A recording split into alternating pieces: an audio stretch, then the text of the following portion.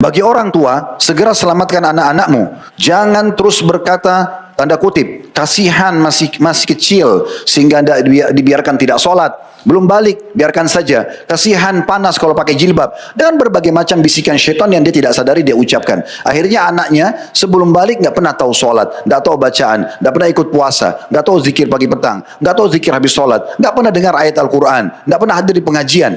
Dia mau nanti kalau anaknya sudah balik, ini orang yang bodoh, tidak faham. Masa sebelum balik, masa membiarkan anak kita ikut training agar pada saat dia balik, itulah masa start dia melakukan amal-amal saleh. Jangan tiba masa balik, baru seperti orang kebakaran jenggot. Tiba-tiba buat kursus secepat mungkin, nak kamu sudah balik hari ini, kamu sudah mimpi, misalnya kalau laki-laki, sudah tumbuh kumis, perempuan sudah haid, jadi sekarang kamu harus sholat ya nak, sholat itu begini caranya. Jadi baru hari itu dia mau start. Tapi kalau kita biasakan, Nabi SAW mengatakan ajarkan anak kalian sholat di umur 7 tahun. Pukul mereka di 10 tahun. Ini sebelum balik. Supaya mereka terbiasa sebelumnya. Seperti juga di Indonesia sering kadang-kadang dalam ibadah, puasa ini sering kami ingatkan. Sasi terus tersebar di masyarakat kita. Tidak apa-apa anak, kalau tidak bisa tahan puasa setengah hari saja. Di buku fikih mana ada puasa setengah hari?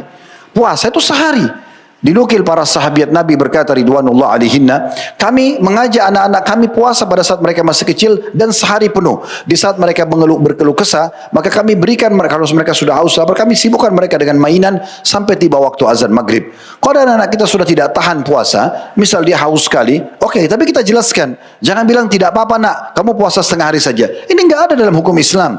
Kita katakan nak, silakan batalkan karena kamu masih belum balik, tapi puasamu hari ini tidak diterima. Belum sempurna, harus sampai maghrib. Dan siapkan hadiah buat mereka. Itu motivasi yang benar.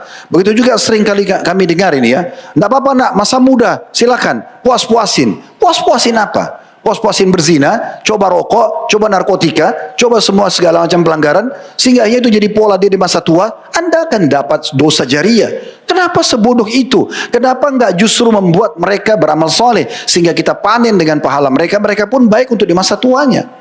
Jadi prinsip-prinsip seperti ini harus betul-betul diperbaikin karena banyak sekali tersebar dan istilah-istilah yang seperti itu kurang lebih, sehingga dibiarkan anaknya terjerumus dalam kemaksiatan wa na'udzubillah.